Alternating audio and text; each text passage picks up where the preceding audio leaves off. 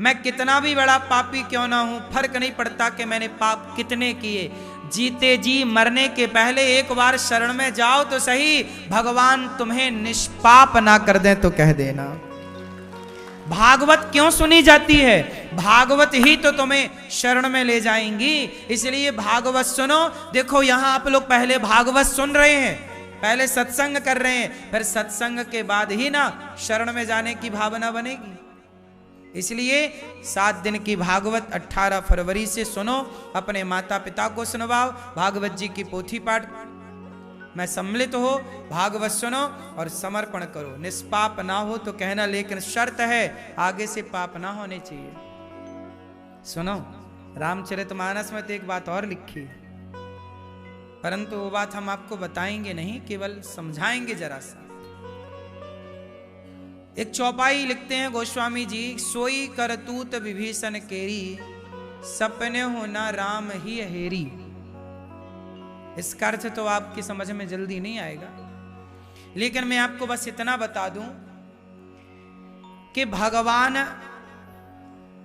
अच्छा मैं आपसे एक सवाल पूछ लूं, बताओ भगवान पक्षपाती है या नहीं?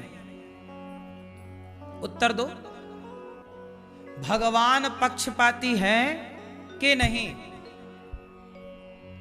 मैया चश्मा वाली मैया, भगवान पक्षपाती हैं कि नहीं?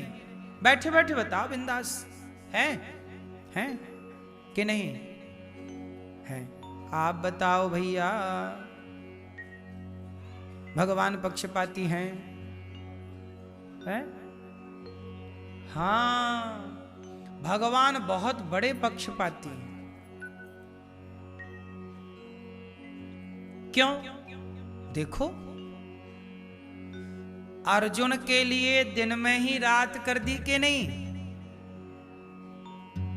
जब महाभारत का युद्ध हो रहा था तो अर्जुन ने प्रतिज्ञा ले ली कि कल के युद्ध में मैं जयद्रथ को मारूंगा। तो जयद्रथ के लिए भगवान ने माया का आश्रय लिया ना, और ऐसा माहौल बना दिया जैसे सूर्य अस्त हो गया, पर हुआ नहीं था। तो बताओ, अर्जुन के लिए भगवान ने अर्जुन का पक्ष लिया कि नहीं? और समय के पहले सूर्य अस्त होने का एक माया सी रची गई कि नहीं? बाद में जयद्रथ आया, अर्जुन ने बाण मारा। बोलो हाँ। तो भगवान पक्षपाती है। देखो, बड़ी बड़ी कथाएं हैं। अजामिल जैसा पापी, केवल नाम ही तो ले लिया ना एक बार, दूरे क्रीडन का सक्तम पुत्रम नारायणा वयम प्लावितेन स्वरेणोच्चै राजु हावा जितेंद्रिया। बेटा नारायण कहकर बुलाया, बहाना मिल गया भगवान को। पूतना जहर पिलाने आई, बहाना मिल गया भगवान को। भगवान तो बहाना ढूंढते हैं कि एक पुण्य दिख जाए भक्त का, उस पुण्य के बल पर उसे तार दूं। भगवान तो तारने का बहाना ढूंढते हैं, और भगवान सदा अपने भक्तों का पक्ष, जैसे माँ सदा अपने बेटे का पक्ष लेती है, ऐसे सदा भगवान अपने भक्तों का। गलती तो रावण ने भी की, तो गलती तो विभीषण ने भी की थी, गलती तो बाली ने भी की, तो गलती तो सुग्रीव ने भी की, पर सपने होना राम ही हेरी। रावण की गलती तो देखी, बाली की गलती तो देखी, पर सुग्रीव और विभीषण की गलती राम ने ना देखी, क्योंकि ये शरण में आ चुके थे। ये शरण में, हाँ, भगवान कहते हैं तुम कितने भी बड़े अपराधी हो, एक बार शरण में आ जाओ, एक बार भगवान के हो जाओ, और होने के बाद से गलतियां त्याग दो, पाप त्याग दो, फिर भगवान क्षमा ना करें तो बताना। बड़े बड़े वैश्याओं की कथाएं हम लोगों ने गुरुजनों से सुनी कि बड़ी पापनी वैश्याएं थीं, पर गुरु चरणों में चली गई, आचार्य चरणों में चली गई, और वो वैश्याओं ने भगवान के शरण में जब गई तो भगवान ने उनके अपराध ना देखे, उन वैश्याओं का भी उद्धार कर दिया। पिंगला नाम की वैश्या की कथा भागवत जी में आती है। पिंगला कुरूर भका, 24 गुरु में दत्तात्रेय जी ने एक गुरु पिंगला को बनाया। पिंगला नाम की एक वैश्या, घंटा लटका दी बाहर, जो ज्यादा घंटे बजाएगा मेरा वो मोटा कस्टमर ग्राहक माना जाएगा। दत्तात्रेय जी निकले, उन्होंने खूब घंटे बजाए, गिन ना पाई, इंतजार करती रही, अब आएगा पुरुष, अब आएगा पुरुष, लेकिन आया कोई नहीं। तब आशा ही परमम दुखम नैरास्यम परमम सुखम। बढ़िया बात पिंगला ने कह दी, कह दिया कि जितना इंतजार मैंने किसी पुरुष का किया, इतना इंतजार परमात्मा का करती तो मेरा कल्याण हो जाता। उस दिन से उसने अपना समर्पण भगवान के चरणों में कर दिया और वो पिंगला नाम की वैश्या की को दत्तात्रेय जी ने गुरु बना लिया, समाज को सीख देने के लिए कि तुम कितने भी बड़े बिगड़े व्यक्ति हो, पापी हो, फर्क नहीं पड़ता, तुम पापी तो हो पर तुमने अपने पापों को अब परिवर्तित कर लिया। अब तुम पापी थे, तुम पहले पाप करते थे पर अब तो तुम पुण्यात्मा हो। थे ना हमारे पाप, थे ना, लेकिन हमने भगवान के चरणों में जब समर्पण किया तो भगवान ने उन पापों को, हाँ, सन्मुख हो ही जीव मोहि जबहि। फिर लिखा है, भगवान की वाणी है, न मे भक्त्या प्रणश्यति, मेरे भक्त का कभी पतन, हाँ। इसलिए भक्तों समर्पण, समर्पण करो भगवान के चरणों में, सरेंडर। हे प्रभु हम आपके हैं, फर्क नहीं पड़ता कि मैंने कितने पाप किए, आगे से ना करना बस। इसलिए कहता हूं ये दास अनिरुद्ध इसलिए सेवा में लगा हुआ है। मैंने पिछले जन्मों में खूब पाप किए हैं, पापी तो मैं अभी भी हूं, लेकिन उन पापों के कोई पुण्य बना होगा ये दास अनिरुद्ध से, जिस पुण्य के बल पर बिहारी जी ने इस वृंदावन धाम में बुलाकर बिठाया है। ये किसी ना किसी पुण्य का फल होगा, लेकिन जब पुण्य का फल मिला तो मैंने उसका दुरुपयोग नहीं किया। मुझे लगा कि तब पुण्य बना, अब ना बने तो अगला बिगड़ जाए। भाई कर्मणा जायते जंतु कर्मणैव विलीयते, सुखम दुखम भयम क्षेमम कर्मणैवाभिपद्यते। ये कर्म से सब सिस्टम चलता है। आपने कोई अच्छे पुण्य किए होंगे कि आपको बिहारी जी ने वृंदावन में बुला बिठाया है इतने दिनों के लिए, इतने घंटों के लिए। धाम मिला, धाम में कथा मिली, संतों का दरस परस मिल रहा है, ये तो आपका पुण्य है ना। लेकिन हमारा पुण्य था, तुम बड़े भाग्य मानुष तन पावा, दुर्लभो मानुषो देहो देहि नाम क्षण भंगुरा, तत्रापि दुर्लभम मन्ये वैकुंठ प्रिय दर्शनम। हमें मनुष्य तो मिल गया शरीर मानव का पुण्य से, कोई पुण्य था तो मानव बन गए, अब कोई पुण्य होगा तब ना आगे की गति अच्छी होगी। आज कोई पुण्य ना करें तो हमारा तो अगला बिगड़ जाए। अब मुझे आप लोग बताओ कि अब हम लोग ऐसा क्या करें, मानव जीवन पाने का आखिरी उद्देश्य क्या है? आप मनुष्य क्यों बने हो ये बताओ, काय के लिए बने हो? ईश्वर ने आपको मनुष्य क्यों बनाया है? कुत्ता बना दिया होता, गधा बना दिया होता, बिल्ली बना दी होती, फिरत सदा माया कर प्रेरा, माया की प्रेरणा से फिर रहा है व्यक्ति 84 लाख योनियों में। पुनरपि जननम पुनरपि मरणम पुनरपि जठरे पुनरपि जननी जठरे शयनम, बार बार जन्म मृत्यु का चक्र लगा रहा। आपसे मैं सवाल कर रहा हूं कि बताओ भगवान ने आपको मनुष्य क्यों बनाया? आप किस उद्देश्य के लिए आए हो मनुष्य बनकर? हैं?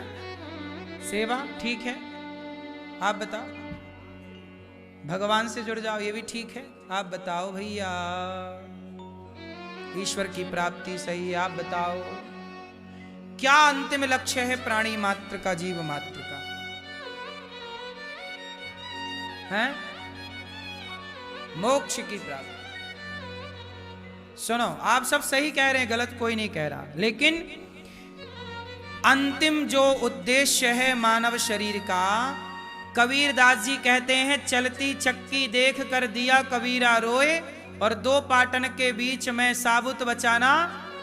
कबीर जी रो रहे हैं, बोले सब पिस रहे हैं जन्म और मृत्यु के पहिए में। पहिया दो, पुनरपि जननम पुनरपि मरणम, जन्म मृत्यु का दो पहिया, जन्म और, आप जन्म लेते मर जाते, आप जन्म लिए मर गए, जन्म लिए मर गए, जन्म लिए मर गए, जन्म लिए मर गए। ये बार बार कितनी बार हम जन्म लें और कितनी बार मरें, कितनी बार मां के पेट में जाके उल्टा लटके, बार बार वही मलमूत्र का गड्ढा मिलता है अपने को। अब ऐसा करो कि मलमूत्र के गड्ढे में आपको और रहना है कि छुट्टी चाहिए?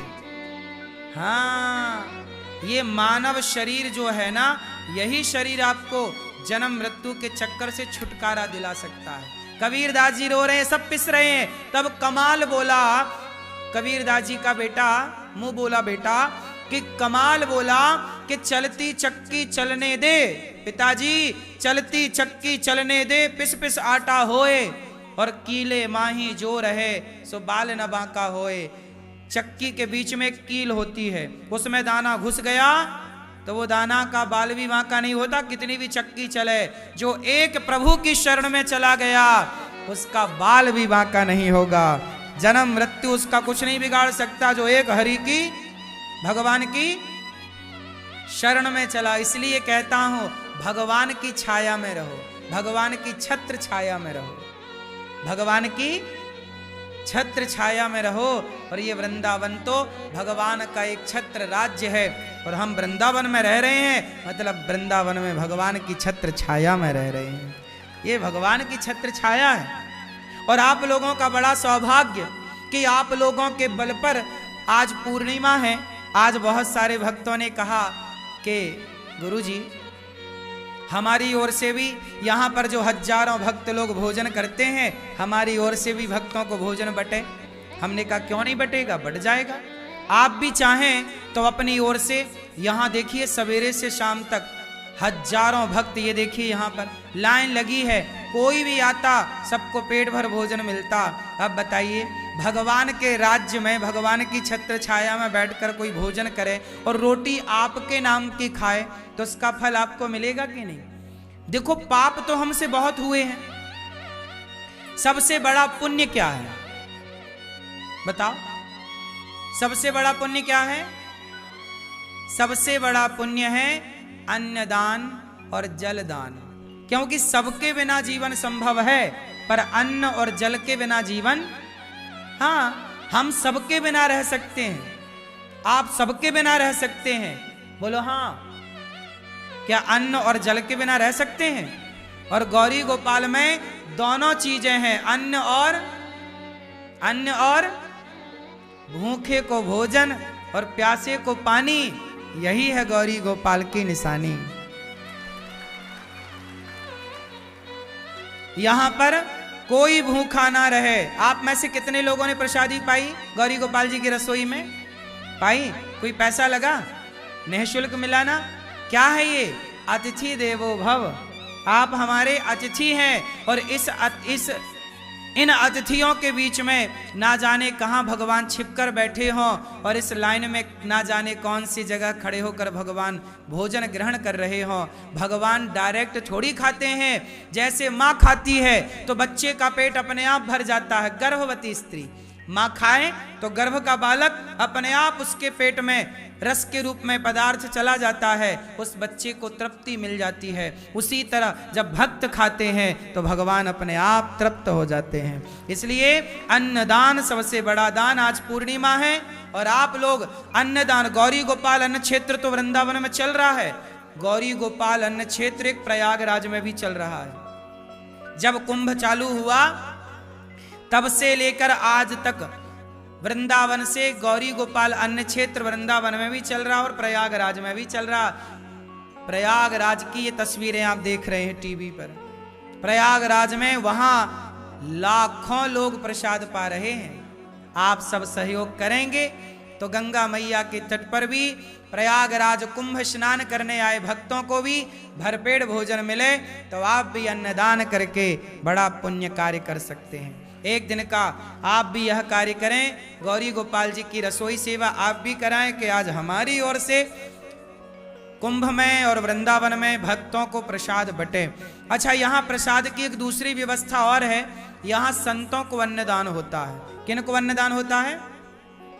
आप भक्तों का रसोई अलग चलती है और सवेरे सवेरे यहाँ साधु लोग आते हैं। कौन लोग आते हैं? सवेरे से वृंदावन में जितने फुटपाथ पर साधु संत रहते हैं, फक्कड़ रहते हैं, अंधा लंगड़ा बहरा काना कैसा भी है, सारे लोग प्रसाद पाने गौरी गोपाल अन्न क्षेत्र आते हैं। सवेरे सवेरे आप दर्शन करिए इन संतों का। आप भी इन संतों का दर्शन करके और इन्हें अन्नदान करते हैं। जब आपके बच्चों के नाम से आपकी बेटी, आपके बेटे, आपके माता, आपके पिता, आपके निमित्त जब यहाँ संतों को भोजन बंटता है तो पुण्य किसे मिलता है, दुआएं किसे मिलती हैं, आशीर्वाद किसे मिलता है, आपको, आपके बच्चों को। इसलिए ये हजारों साधु संत जो लाइन में खड़े होकर प्रसाद लेते हैं, आप भी इन संतों को अन्नदान करिए। आपका भी एक दिन का अन्न क्षेत्र यहाँ बांटा जाए और हजारों भक्तों को, हजारों साधु संत आपका भजन, आपकी रोटी खाकर भगवान का नाम जपें। ये पुण्य का कार्य है। करने लायक हो तो करिएगा, 2-4 रोटी देने के योग्य हो तो दीजिएगा, नहीं योग्य हो तो भगवान से हम प्रार्थना करेंगे कि भगवान आपको इस लायक बनाए कि आप किसी संत का पेट भर सकें। अर्थात देखो, भरने वाले तो, पोषण करने वाले भगवान हैं, लेकिन भगवान निमित्त तो किसी न किसी को बनाते ही हैं। तो आपको निमित्त बनाए भगवान के, आपकी ओर से भी प्रसाद एक दिन का अन्नदान करो, यही पुण्य है। पाप तो हमसे बहुत होते हैं। ये देखो, ये सब लाइन लगी है भक्तों की, ये सबको प्रसाद रोटी के लिए सब भक्त लोग लाइन में खड़े हैं। तो ये अन्नदान है। और वृंदावन जैसे धाम में बिहारी जी साक्षी हैं। आप जो अन्नदान करते हैं उसका साक्षी कौन? लक्ष्मी नारायण भगवान, गौरी गोपाल भगवान तो हैं, यमुना मैया साक्षी हैं आपके दान के, कि आपने किसी भूखे के लिए हाथ बढ़ाए हैं रोटी के लिए। आपके सहयोग से यहाँ पर संतों की सेवा, यहाँ गौरी गोपाल गुरुकुल में, गौरी गोपाल गुरुकुल है जहाँ 150 बच्चे पढ़ते हैं। आप भी इन बच्चों की शिक्षा में सहयोग कर सकते हैं, बच्चों को भोजन की सेवा करा सकते हैं। गौरी गोपाल गुरुकुल में 150 बच्चे पढ़ते हैं निःशुल्क। बच्चों का रहना, खाना, पढ़ना, लिखना सब निःशुल्क। आपके सहयोग से ना सब चल रहा है। आप सहयोग नहीं करेंगे तो कैसे काम चलेगा? आप सहयोग करते हैं तो यहाँ बच्चों की व्यवस्थाएं होती हैं। ये बच्चों को उनकी ज़रूरत का सामान बांटा जाता है, कॉपी, किताब, क्या नहीं लगता। ये टेबलों की ज़रूरत थी तो टेबल बांटी गई छोटी छोटी। तो गौरी गोपाल गुरुकुल में भी आप जुड़ें और बच्चों के सहयोगी बने, उनकी शिक्षा में साथ दें। ये गौरी गोपाल गुरुकुल, जिन गुरुकुलों को मुगलों ने, अंग्रेजों ने उजाड़ा, उन्हीं गुरुकुलों की स्थापना ये दास अनिरुद्ध ने कोशिश की कि वो गुरुकुल बचे रहें, बने रहें, और हमारे आचार्य चरण उन बच्चों को पढ़ा लिखा कर खूब खूब योग्य बना रहे हैं। आप बच्चों को भोजन दे सकते हैं।